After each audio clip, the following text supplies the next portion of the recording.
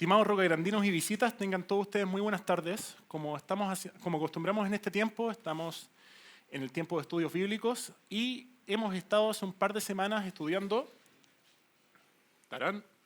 este libro de Arthur Pink, Los atributos de Dios, en el cual ya llevamos unos 5 capítulos hasta ahora recorridos, en el cual primero vimos los decretos de Dios, que significaba fundamentalmente cuáles eran los designios de Él, qué va a pasar en el futuro, cuáles son los decretos, ¿no es cierto?, que señala Dios, y después empezamos sistemáticamente a ver atributos de Él. Partimos con la omnisciencia, que omni viene de todo, ¿no es cierto?, y ciencia viene de conocimiento, significa que Dios sabe todo, que lo conoce todo, que nada se escapa, ¿no es cierto?, de su percepción, ¿no es cierto?, de su conocimiento. Entonces, ese fue el primer atributo que vimos, para pasar con la presciencia de Dios. Pre significa antes, ciencia dijimos también es conocimiento. Y es como medio raro, porque si Dios conoce todo, ¿por qué enfocarnos en que Dios conoce todo desde antes? Que eso es presciencia. Y presciencia es algo más específico que la omnisciencia. No solamente conoce las cosas de antes, sino que Dios ama a los suyos desde antes. No es tan solo un conocimiento filosófico, sino que tiene que ver con un conocimiento en amor. ¿Sí? Después seguimos y hablamos de la supremacía de Dios, que Dios es supremo, es por sobre todo, que es lo más preeminente que hay, que nadie se puede oponer a su poder porque Él está sobre todo el resto. Y hasta ahí hemos cubierto, ¿no es cierto?, nuestra gama de capítulos hasta el momento, para pasar hoy día a lo que es la soberanía de Dios. Y para ello les quiero pedir que me acompañen en oración. Padre buen Dios, muchas gracias por esta oportunidad que tenemos de aprender de tu palabra y en específico de aprender de tus atributos. Gracias por mostrarte tal cual eres, como un Dios grande, poderoso. Sabemos que tiene todo el conocimiento, sabemos además de que sabes todo desde antes y eres supremo, no hay nadie que se te compare. Ayúdame en esta tarde a poder transmitir las ideas que aparecen en tu palabra de forma adecuada, de que mis ideas no entorpezcan el conocimiento de este atributo precioso tuyo, Padre, y que las personas que están acá puedan entender lo magnífico que es y lo importante que es. Te pido que seas bendiciendo este tiempo y que tu Espíritu Santo me guíe a decir todo lo que tú quieres. Gracias por este tiempo, te pido que lo bendigas en el nombre de tu Hijo Jesús. Amén. Y como primero, generalmente me pasaban en mis clases universitarias, lo primero que se hacía cuando entrábamos a un curso o algo por el estilo es que llegábamos con definiciones, nos decían qué cosa es. Y voy a hacer algo similar. Si estamos con soberanía, vamos a ver qué repámpanos, ¿no es cierto? Clic. Es soberanía. Esta palabra viene del latín, que la palabra es algo así como superanus, en que se divide en dos palabritas. Viene de super, ¿no es cierto?, que es por encima, por sobre, mejor, ¿no es cierto?, mayor que, y anus, que es procedencia o relación. Al final del día esta palabrita se podría decir como alguien que es superior a otro, porque está relacionado con otro. Entonces eso es lo que nos dice la palabra literalmente, etimológicamente, de dónde viene, ¿no es cierto?, esta palabrita. Ahora, soberanía también, si queremos verlo desde un concepto más moderno, y nos vamos a la Real Academia de la Lengua Española, en su última versión del 2018, dice que soberanía es, acá dice, alguien que ejerce poder o posee la autoridad suprema e independiente, ¿no es cierto?, por sobre algo. Entonces, al final del día, todos estos conceptitos nos están apuntando al mismo lado. O sea, por un lado dice que ejerce poder, ¿no es cierto?, que tiene autoridad, y por otro lado que está por encima. Afortunadamente, estos conceptos concuerdan con lo que señala en la Biblia. Ahora, soberanía no es una palabra que exclusivamente aparezca en la Biblia. Aparece en varios contextos e incluso en la historia del mundo. Se dice muchas veces que los reyes son soberanos, que tienen soberanía sobre un espacio territorial y alude a este mismo concepto, que el rey está por encima, que el rey gobierna, que el rey tiene el control. Incluso ya más adelante, por el siglo XVIII, cuando empieza a pasar esto de la Revolución Francesa y empiezan a haber revueltas sociales, ya quitando a la aristocracia de en medio, los pueblos se empiezan a decir que los pueblos son soberanos, que ellos tienen, ¿no es cierto?, el control, ¿no es cierto?, que ellos tienen la autoridad, que ellos tienen, ¿no es cierto?, que están por encima de cualquier poder. Antes el rey los gobernaba, ahora el pueblo está por encima de esa autoridad. Incluso, si nos remontamos al contexto local y vemos a nuestro mismo país de Chile, ¿no es cierto? Chanfle. Bueno, ya no sale el dibujito, pero solía salir. Ahí está. La misma Constitución dice que Chile es una nación soberana. Significa que no hay otro país que esté por encima de nosotros, que nos controle, que nos gobierne, ¿no es cierto? Según la Constitución, somos independientes. Entonces, por eso mismo, se señala que Chile es un país soberano. Ahora, obviamente, esta soberanía de la cual estamos hablando no se compara con lo que es la soberanía de Dios. Apuntan más o menos al mismo lado, de tener el control, de tener la independencia, de tener, ¿no es cierto?, la supremacía, ¿no es cierto?, pero es distinto.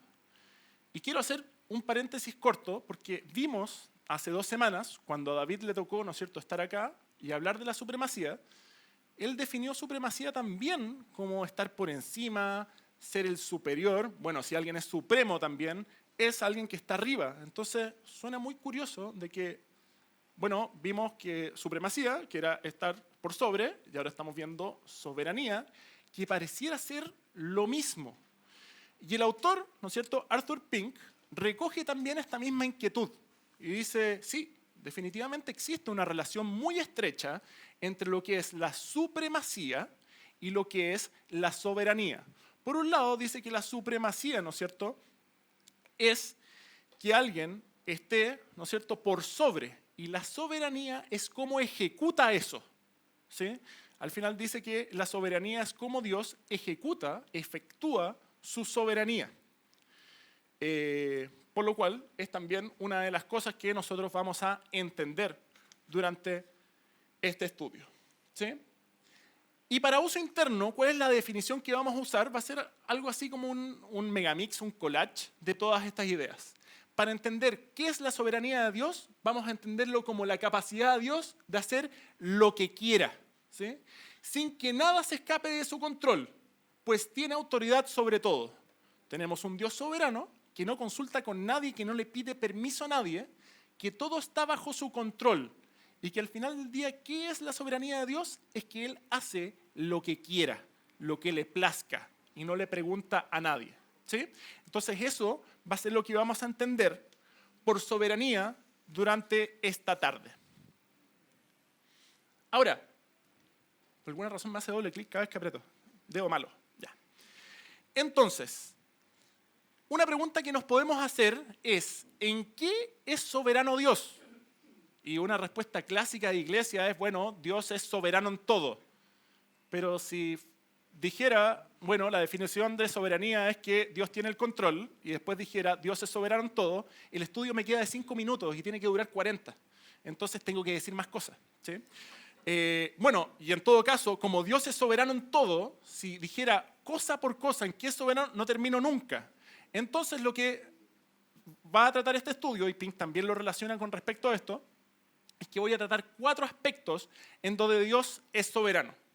En primer lugar, Dios es soberano en la creación. Les quiero invitar a que vayan a Génesis 1, por favor. Los que tengan Biblia, Génesis 1. También voy a hacer la trampa de siempre. Todos los versículos los tengo en la pantalla. Es más, se me adelantó el power. Pero vamos a ir viendo Génesis 1 para ver cómo Dios es soberano, ¿no es cierto?, en la creación.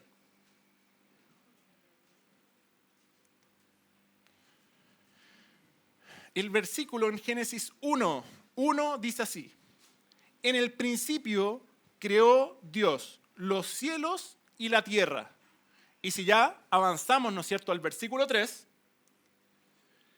dice, y dijo Dios, sea la luz, y fue la luz. Acá podemos notar cómo Dios hizo las cosas. Dios fue soberano, Dios tuvo el control sobre esto, no le preguntó a nadie. Dios lo que hizo fue que, porque tiene autoridad, porque tiene poder, decidió crear y así lo hizo. Entonces, en principio, podemos ver que Dios es soberano sobre la creación porque Él decidió hacerlo. Pero no solamente Dios es soberano en la creación porque Él decidió hacerlo, porque Él lo controla, sino porque la misma creación reconoce eso. Los quiero invitar también a Salmos 19, por favor. Si vamos a Salmos 19, el versículo 1, vamos a ver que Dios no solo tiene autoridad sobre la creación, sino que la creación misma reconoce esta condición.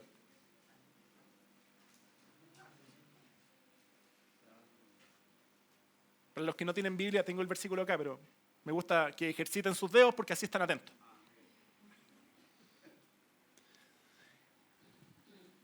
El versículo dice: los cielos cuentan la gloria de Dios y el firmamento anuncia la obra de sus manos. Acá es innegable a través del versículo ver que, tenemos un Dios creador, pero no solo eso, sino que los cielos dicen: miren la gloria de Dios a través mío. ¿Sí? Sino que el firmamento dice: miren cómo Dios me hizo. ¿Sí? ¿Cómo no tenemos un Dios grande? ¿Cómo no tenemos un Dios soberano? ¿Sí? Dios tiene el control sobre la creación, y no solo eso, sino que la creación lo reconoce. Sí, tenemos un Dios, ¿no es cierto?, que es todopoderoso, tenemos un Dios soberano, y la misma creación lo reconoce. ¿Cuánto más tendríamos que hacerlo nosotros? Pero por lo menos la Biblia dice, ¿no es cierto?, que los cielos cuentan acerca de la gloria de Dios, o sea, relatan con respecto a su soberanía. Ahora, Dios no solamente es soberano en la creación. En otro aspecto que Dios es soberano, ¿no es cierto?, es en nuestras tribulaciones, en nuestros problemas. Dios no solamente controla, quiero hacer las cosas que son hechas. Dios también, cuando nosotros tenemos problemas, Dios sigue en control. Dios sigue siendo la autoridad por sobre todo. Los quiero invitar a 1 Corintios, por favor.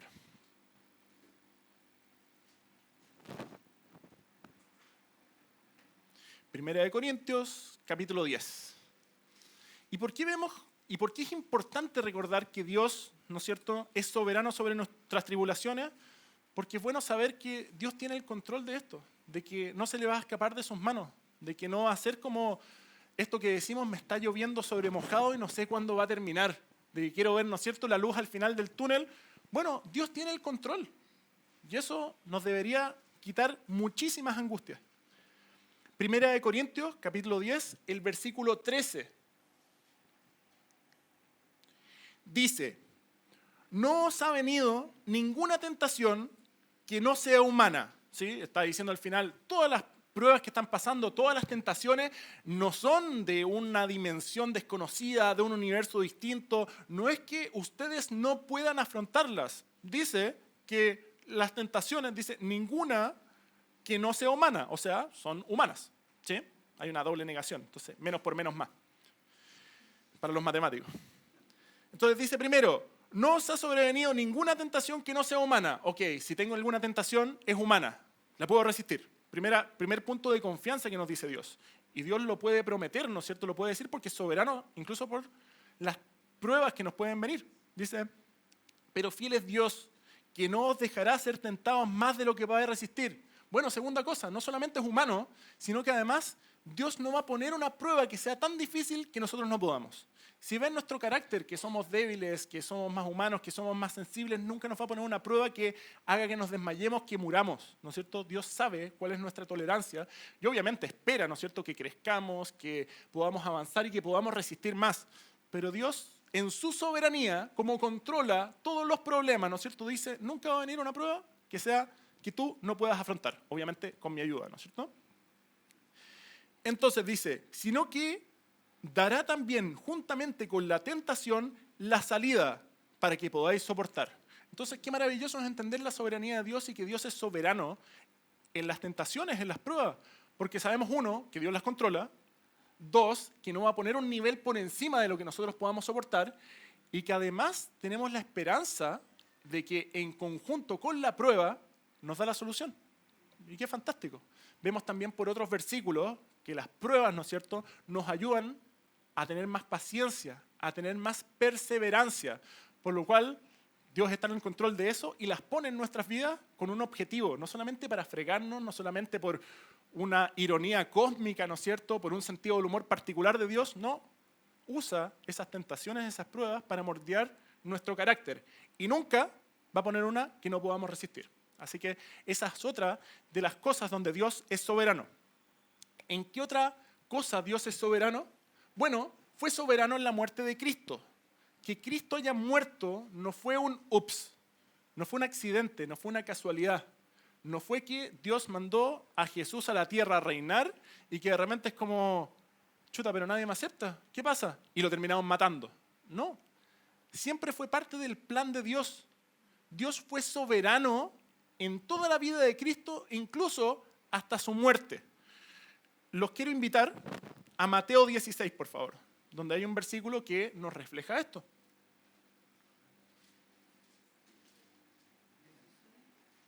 Mateo 16.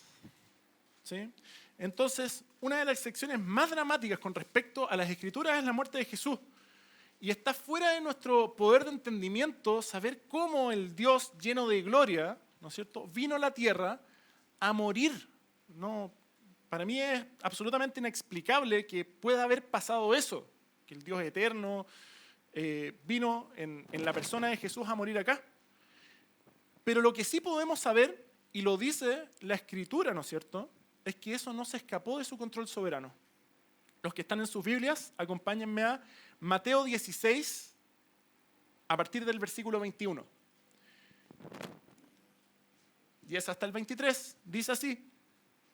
Desde entonces comenzó Jesús a declarar a sus discípulos que le era necesario ir a Jerusalén y padecer mucho de los ancianos, de los principales sacerdotes y de los escribas, y ser muerto.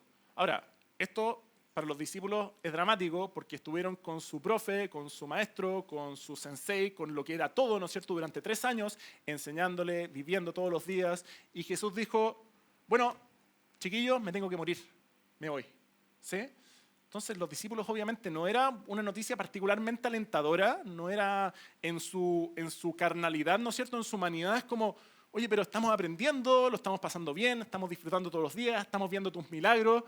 ¿Por qué no lo alargamos un poquito más? ¿Por qué te tienes que morir? ¿No es cierto? Y sigue diciendo, si seguimos leyendo en el contexto, dice, y ser muerto y resucitar al tercer día.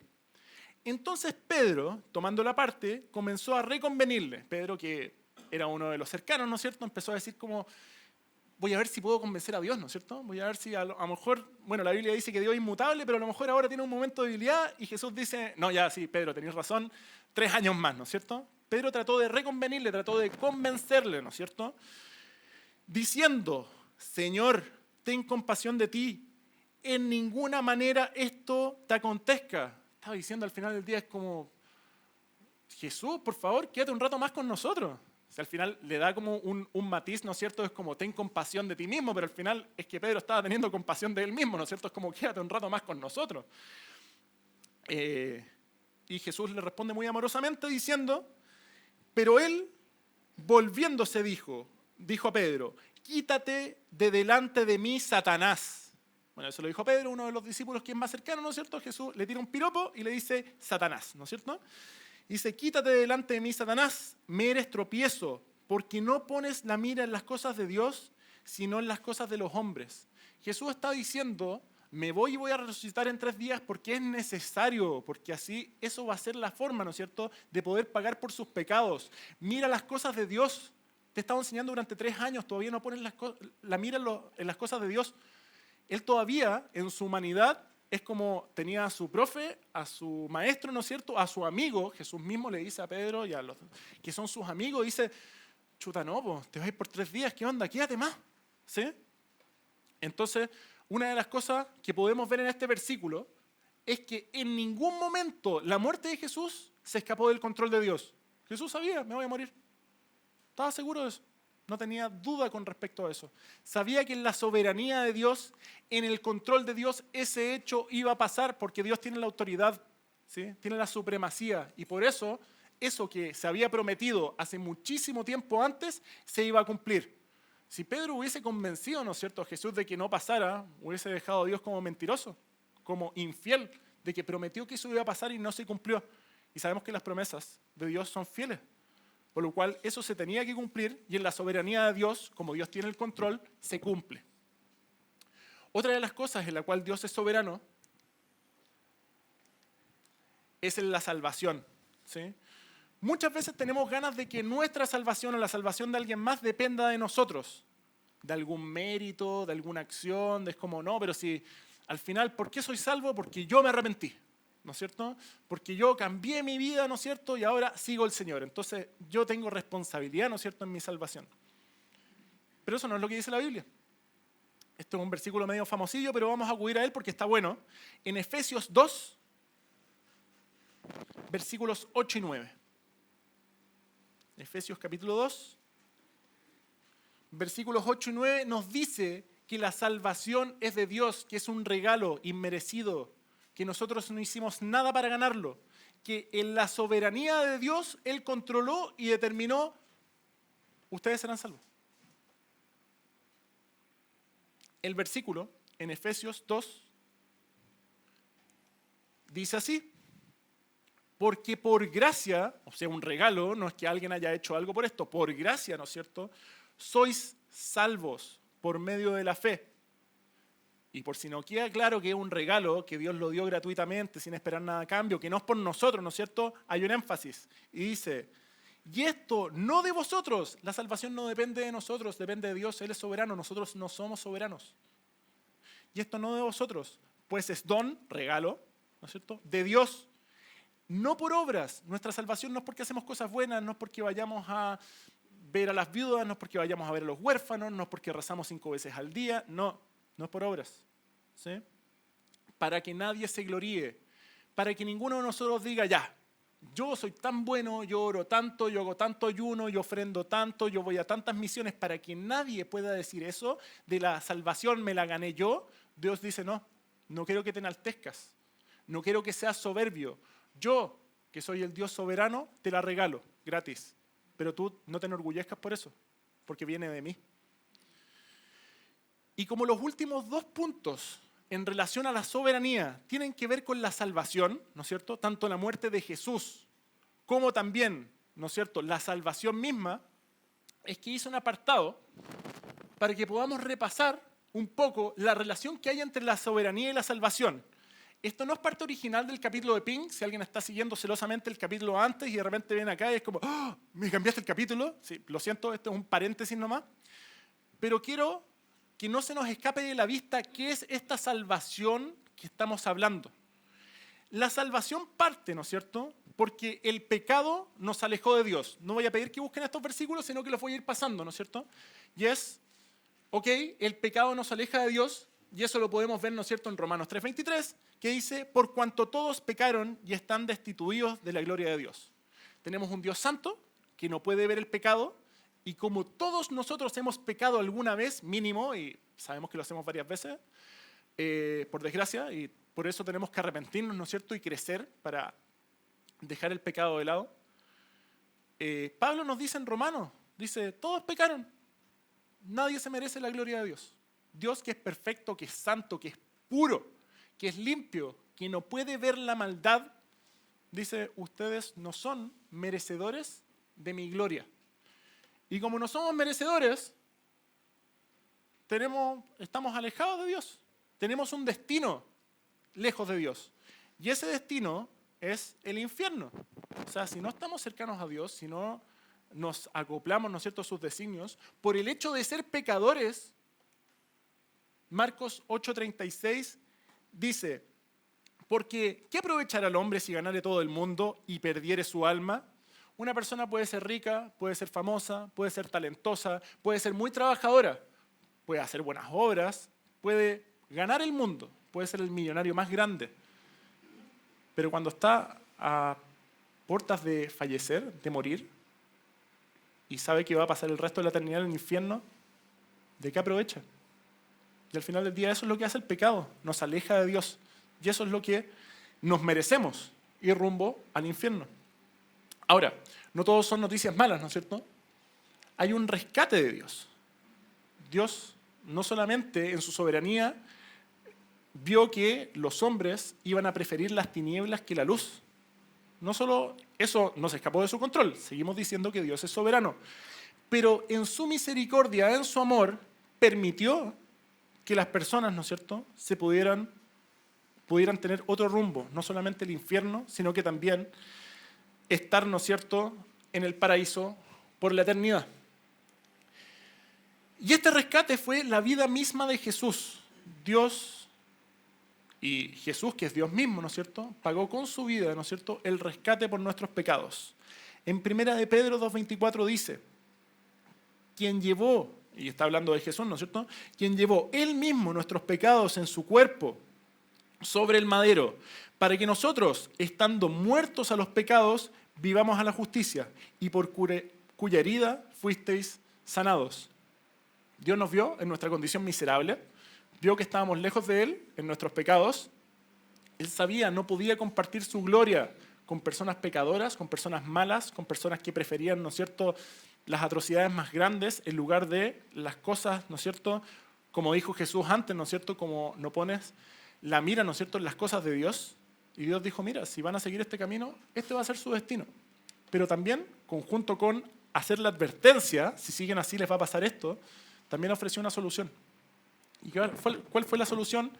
Que se pagara una fianza, que se pagara un precio, ¿no es cierto?, por los pecados de la humanidad. Y ese precio fue la sangre de Jesús. ¿Sí? El único que era bueno, el único que no tenía pecado. Si alguien más se inmolaba, se sacrificaba por el resto de la humanidad, no iba a servir para nada, porque él también iba a ser pecador. Jesús es la única persona que marchó sobre la tierra, ¿no es cierto?, en carne y que nunca tuvo pecado. Y como vemos de nuevo en el versículo, dice, quien llevó él mismo nuestros pecados en su cuerpo sobre el madero, para que nosotros, estando muertos a los pecados, vivamos a la justicia, y por cuya herida fuisteis sanados. La forma que tenemos de reconciliarnos con Dios es a través de Jesús, no hay otra. El proceso de salvación, y esto también lo dijimos, en la soberanía de Dios, Dios controló, ¿no es cierto?, todos estos acontecimientos. ¿Y cómo se hace efectivo esto? Bueno, si sabemos que el pecado nos separa de Dios y que el pago del pecado, ¿no es cierto?, es el infierno, y que Jesús se sacrificó, ¿no es cierto?, por nosotros, ¿cómo podemos recibir, ¿no es cierto?, cómo podemos tomar de este sacrificio? Bueno, es a través del arrepentimiento y la fe. Aparece en Marcos 1:15, ¿no es cierto? Chan. Dice, diciendo, el tiempo se ha cumplido y el reino de Dios se ha acercado. Y este es el punto. Arrepentíos y creed. Esta es la forma que tenemos de pasar, ¿no es cierto?, de muerte a vida, de pasar del infierno al paraíso, ¿no es cierto?, de pasar de el dominio de las tinieblas al dominio de la luz, a través del arrepentimiento y a través de la fe, del creer, dice. ¿Y creer en qué? No es creer en cualquier cosa, no es creer en Buda, no es creer en una imagen, no es creer en mí mismo, ¿no es cierto?, no es ser súper positivo. ¿Y creer en qué? Creer en el Evangelio, en las buenas nuevas, en la Biblia, en lo que Dios nos dice en su palabra. Esa es la forma que tenemos de no ir por el camino que, ¿no es cierto?, estábamos siguiendo. Por último, esta salvación tiene un paso de obediencia. Ok, me arrepentí, me cambié de mis malos hábitos, de mi vana manera de vivir y pongo mi confianza, ¿no es cierto?, en Dios. Pero esa confianza, ¿cómo se refleja? Aparece en la Biblia y Jesús lo dice en Juan 14:15, si me amáis, guardad mis mandamientos. La forma que se nota que alguien tiene fe es que sigue los mandamientos, es que le hace caso a lo que Jesús dijo en su palabra. Entonces, para recapitular lo que hemos visto hasta el momento, hemos dicho que Dios es soberano, soberano es que tiene el control, ¿no es cierto?, es que tiene la autoridad sobre todo y la ejecuta de esa forma. Y vimos algunos ejemplos con respecto a eso. Tiene autoridad, ¿no es cierto?, es soberano sobre la creación, es soberano también sobre nuestras tribulaciones, es soberano sobre la muerte de Cristo. Eso que pasó no fue un impasse, no fue un error, Él fue soberano, tuvo el control de todo. Y es soberano en la salvación. Y vimos qué significa la salvación, porque lo podemos decir, pero no entender. Ahora, dentro de eso quiero dar un ejemplo más con respecto a lo que es la soberanía de Dios. Y me voy a basar fundamentalmente en lo que es el libro de Daniel. Sabemos que Dios es soberano en todo, pero una cosa que me llama la atención, y uno podría llamarle la atención a otras cosas y hablar de otras cosas, es que Dios es soberano entre los soberanos. De que si hay reyes, de que si hay autoridades dentro de este mundo terrenales, hay alcaldes, hay ministros, hay concejales, hay presidentes, hay reyes, ¿no es cierto? Dios es soberano incluso sobre ellos. Y por eso quiero hablar un poco en relación al libro de Daniel, que nos cuenta una historia de cómo Dios fue soberano en esto. Para ponerlos un poco en contexto del libro de Daniel, los sucesos que pasan más o menos en el capítulo 1 son en torno al año 605 a.C. Y Jerusalén es conquistada por Babilonia, el imperio más importante de la historia hasta el momento, ¿sí? Y que tenía influencia sobre muchos pueblos que eran clave con respecto a, ¿no es cierto?, la cultura antigua. Colindaba, estaba muy cerquita de Egipto, tomó a Judá, a Israel, y acá hay un mapa que principalmente muestra la expansión territorial que tenía Babilonia, que en ese tiempo era una locura, era una cantidad de masa de tierra dentro de el mundo conocido gigante, y además no solamente era específicamente un pedazo de tierra muy amplio, sino que era donde se generaba la mayor cantidad de cultura y riquezas, por lo cual en ese entonces el imperio babilónico era lo más grande que había pasado en la humanidad hasta el momento. Y había sido capturado, había sido tomado rehén, ¿no es cierto?, a Jerusalén, porque dentro de si vemos a la izquierda, ¿no es cierto?, dentro del territorio pintado como café, está Jerusalén. Entonces Israel completo, tanto Judá, ¿no es cierto?, como Israel, fueron capturados, ¿no es cierto?, por los babilónicos. Y los babilónicos tenían una forma muy curiosa de cómo evitar las revueltas internas y cómo evitar guerras civiles. Y esa forma era, les lavaban el cerebro a las personas, pero de forma muy sutil. Veían en cada uno de los pueblos conquistados personas de influencia, personas que eran líderes de opinión, ¿no es cierto?, que las personas les tomaban en cuenta. Las tomaban, muchas veces jóvenes, ¿no es cierto?, las llevaban a la capital, ¿no es cierto?, en Babilonia, y lo que hacían era un lavado de cerebro completo. Les cambiaban el nombre, les cambiaban la dieta, les cambiaban todos los ritos y les daban muchísimas comodidades. Entonces las personas generalmente se sometían muy fácil. Si me invade un pueblo, yo lo primero que voy a pensar es que estos me van a matar. Pero no solo no me matan, sino que me invitan a su palacio real, me dan sus mejores manjares, me cambian el nombre a un nombre que se supone en esa cultura es un nombre importante, y me educan en términos de cuáles son sus dioses, a quién tengo que adorar, ¿no es cierto? Entonces, la mayoría de los pueblos ante eso se sometían inmediatamente. A la primera, ¿no es cierto?, que les ponían sus manjares sobre la mesa, ¿no es cierto?, se quebrantaban y decían, estoy mejor ahora que como estaba antes, ¿no es cierto? Entonces tenían un método de adoctrinamiento en el cual convocaban a estas personas jóvenes, ¿no es cierto?, y les enseñaban todo lo que había en la cultura babilónica. En este caso en particular, tomaron a un joven, que se supone que en esa época tenía unos 15 años, llamado Daniel, que lo llevaron, ¿no es cierto?, al palacio y que le mostraron sus prácticas, le mostraron su comida, le cambiaron el nombre, ¿no es cierto?, pero por la pura gracia de Dios, Dios cuidó a Daniel, ¿no es cierto?, como que cayó en gracia a los eunucos que lo cuidaron y que le alimentaban, y él pudo tener una dieta especial, ¿no es cierto?, que no se salía de los estándares del judaísmo. Él propuso, sale en la palabra, en Daniel 1, dice que él propuso no contaminarse con los alimentos de ellos. Y por alguna razón increíble, porque en verdad a todas las personas les daban el menú que el rey decía, a él le decían, ok, come lo que te es cómodo, come lo que tu conciencia te diga que puedas comer. Y tampoco en ningún momento siguió haciendo los ritos culturales que hacían, ¿no es cierto?, en Babilonia. Él siguió alabando y adorando a Dios, por una razón que hasta el momento encontramos inexplicable. Tan inexplicable fue que en algún momento le pidieron consejo a Daniel y a sus amigos, tenía más personas, ¿no es cierto?, que estaban dentro del cautiverio que lo estaban adoctrinando, y el rey Nabucodonosor, sorprendido de la sapiencia de ellos, les dice, ustedes son 10 veces más inteligentes, más sabios que mis mejores astrónomos, que mis mejores magos, así que desde ahora van a ser mi personal de confianza. Y Nabucodonosor, lo vemos en el capítulo 2 y en el capítulo 4, muchas veces tenía sueños proféticos que no tenía idea qué significaban, y llamaba a sus magos le decían, no tenemos idea, y después llamaba a Daniel, y Daniel le daba la respuesta revelada por Dios, en que qué significaba su sueño. Entonces, la vida de Daniel en verdad es una vida súper especial, súper bendecida por Dios, súper que en verdad debió haber muerto si es que no respetaba todos estos cánones. Aparte de sus amigos, los echaron, ¿no es cierto?, en una hoguera de fuego y sobrevivieron. Y Nabucodonosor dijo, su Dios tiene que ser demasiado tremendo para que los haya tirado al fuego y no hayan muerto. Y en el capítulo 4 en particular está Nabucodonosor jactándose de todo lo que él ha hecho, ¿sí? Después de que Daniel le haya dicho un sueño, ¿no es cierto?, un sueño profético que le dijo qué significaba, Daniel le dice, espérame un poco, Dios le da una revelación y le muestra de qué se trataba el sueño, pero esto que tiene que ver con la soberanía de Dios, que hasta ahora hemos visto pura soberanía de Dios, hemos visto cómo en su soberanía dejó que Babilonia conquistara al pueblo de Israel, un pueblo que no se había portado particularmente bien, que era un pueblo idólatra, que era un pueblo que no seguía sus mandamientos.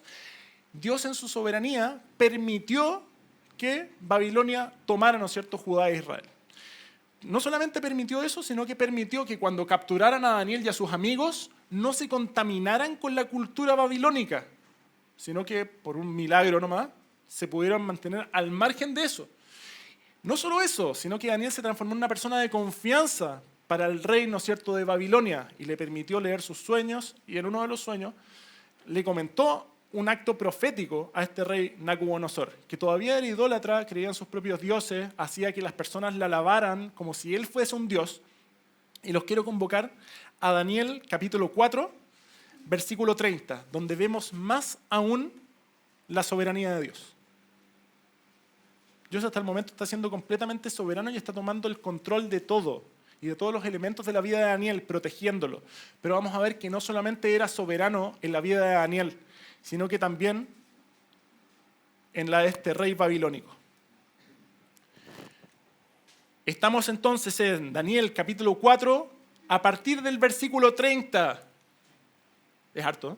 Dice así: habló el rey y dijo, ¿no es esta la gran Babilonia que yo edifiqué para mi casa real con la fuerza de mi poder y para gloria de mi majestad? Está tirándose un piropo Nabucodonosor, diciendo, está haciendo una pregunta retórica, está diciendo, ¿no es esta la gran nación, la magnífica nación que refleja mi gloria? Al final lo que él está pensando en su mente es, sí, esta es la nación, yo soy el rey pero más poderoso de la historia de la humanidad, ¿no es cierto? Y mira las características de mi imperio, ¿no es cierto?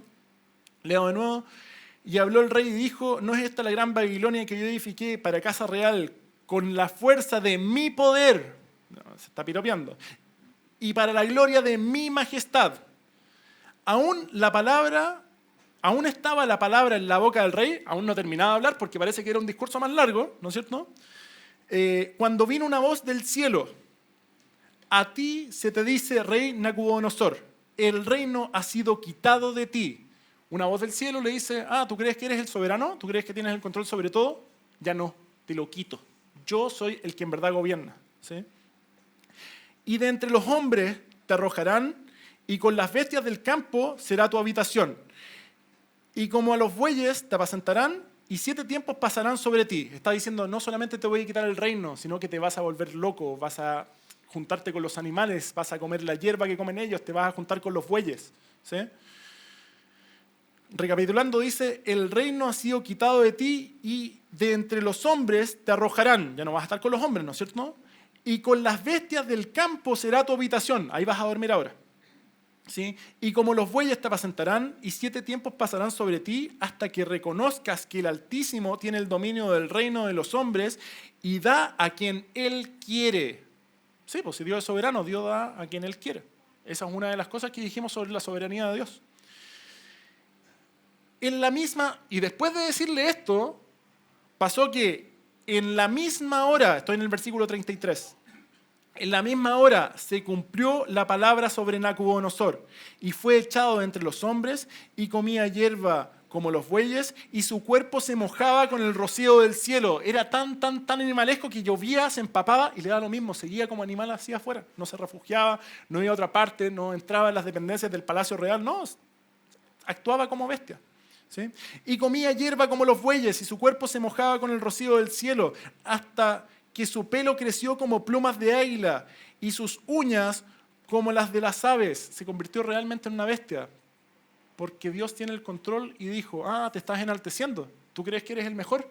cree que eres el rey de todo. Mira, no solamente te lo voy a quitar, sino que todo tu conocimiento, toda tu fortaleza, todo tu poder va a ser tan minimizado que vas a estar con las bestias. Lo más denigrante que le pudo haber hecho, ¿no es cierto? Entonces, acá podemos ver, ¿no es cierto?, la soberanía de Dios, que Dios hace lo que quiere y que pone soberano como Él quiere y los quita cuando Él quiere. Pero el punto fundamental está en los 2 versículos siguientes, así que vamos a seguir. ¿Chan? Y dice, mas al fin del tiempo yo, Nabucodonosor, alcé mis ojos al cielo y mi razón me fue de vuelta. Dios también había prometido que la razón de Nabucodonosor iba a volver y cumplió. Y Nabucodonosor pudo ver que su razón había vuelto, ¿no es cierto?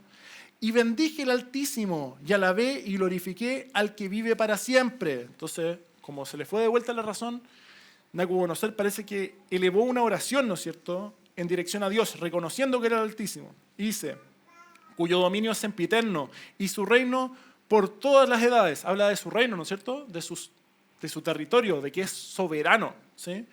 Todos los habitantes de la tierra son como nada, y Él hace según su voluntad, Él hace según su designio soberano.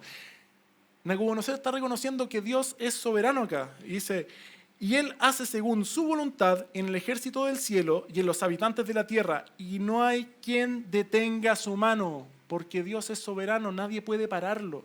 Nadie puede decirle, oye Dios, mejor no, ¿no es cierto? Y no hay quien detenga su mano y le diga, ¿qué haces? Al final, de nuevo, una pregunta retórica. ¿Quién le va a decir a Dios qué haces? Nadie. Y si alguien se lo dice, da lo mismo. Dios no va a ser influenciado por eso. ¿Por qué me detengo específicamente en estos 2 versículos? Porque estamos viendo un pagano, una persona que se enalteció, una persona que no conocía a Dios, dando una definición perfecta con respecto a qué es la soberanía de Dios. Es alguien que hace según su voluntad y que nadie puede detenerlo. Y esa es la soberanía de Dios que estamos estudiando hoy día. Para cerrar, quiero detenerme en un par de conclusiones con respecto a lo que es la soberanía. En primer lugar, Dios hace lo que quiere, y eso lo podemos ver en gran parte, ¿no es cierto?, de el Antiguo y el Nuevo Testamento. Acá tengo un par de versículos que Dios está diciendo, mi consejo permanecerá y haré todo lo que quiero. Eso lo dice en Isaías, ¿no es cierto? Bueno, Dios es soberano, hace lo que quiere.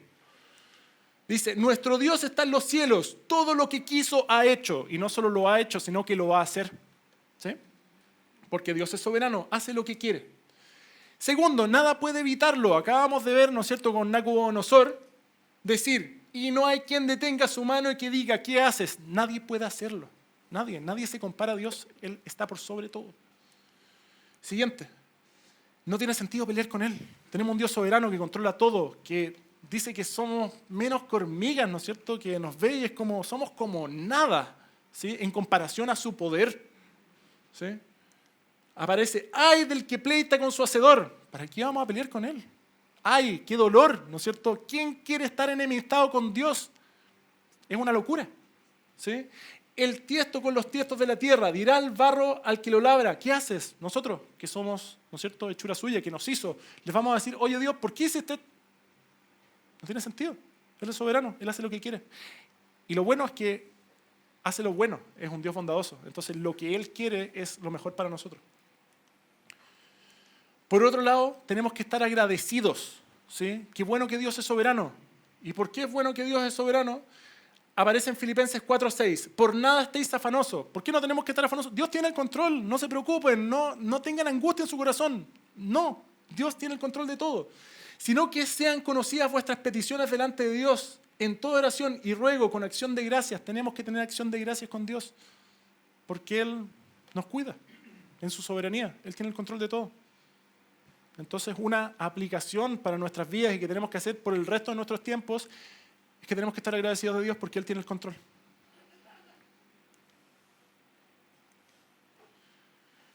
Y como tiene el control, no tiene ningún sentido angustiarse, ningún sentido preocuparse, ningún sentido pasarlo mal. Aparece también en su palabra, en Mateo 6:27. Dice así, ¿y quién de vosotros podrá, por mucho que se afane, añadir a su estatura un codo? Chiquillos, ya no, los que somos adultos acá ya no vamos a crecer más. aunque tengamos ganas, aunque yo esté a 7 centímetros de medir lo mismo que Michael Jordan. No, él mide 1,98, yo no llegué. No, por mucho que me afane, es como, oh, creo que... No, me dice, por mucho que se afane. La versión de la Biblia de las Américas que dice, por mucho que se afane, ¿quién podrá añadir 1 hora a su vida? Nadie. ¿Sí? Tiene el mismo sentido. Entonces, está diciendo, no se afanen, ¿no es cierto? Y por el vestido, ¿por qué os afanáis? Considerad los lirios del campo, cómo crecen.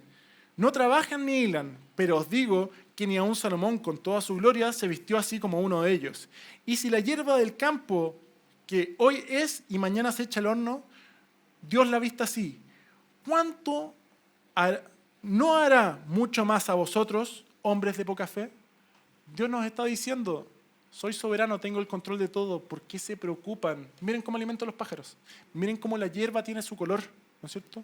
No me preocupo mucho más de ustedes que de los pájaros de la hierba. Tengan fe, porque angustiarse no tiene ningún sentido. Dios es el que tiene el control. Oremos. Padre buen Dios, muchas gracias por la exhortación que nos haces a través de tu palabra, porque muchas veces, y hablo también de forma personal, me angustio, me desespero, no veo la salida, pero tu palabra dice que tú tienes el control de todo, que nada se escapa de tu mano soberana, que tienes el control sobre la vida, sobre la muerte, sobre la paz, sobre la guerra, sobre las cosas que pasan buenas, sobre las cosas que... Nada se aleja de tu mano poderosa y tú puedes controlar todo. Lo vimos a través de la vida de Nabucodonosor, pero deberíamos verlo siempre en nuestras vidas. ¿Cuántos testimonios te hemos dado muchas veces de que haces lo imposible, de que no pensamos que hay una salida y tú nos la das?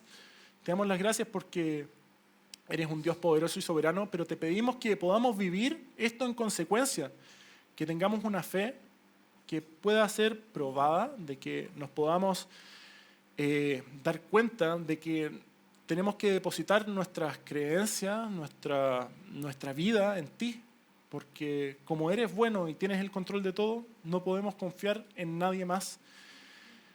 Te damos las gracias por este tiempo, ayúdanos a vivirlo, a no vivir preocupados, sino vivir en consistencia a ti, a acercarnos a tu palabra, a arrepentirnos, porque cuando actuamos mal tenemos que cambiar nuestra mala manera de vivir y poner nuestros ojos en Cristo. Te pido también bendición por mis hermanos para que junto conmigo podamos vivir estas verdades bíblicas. Te lo pido en el nombre de tu Hijo Jesús. Amén.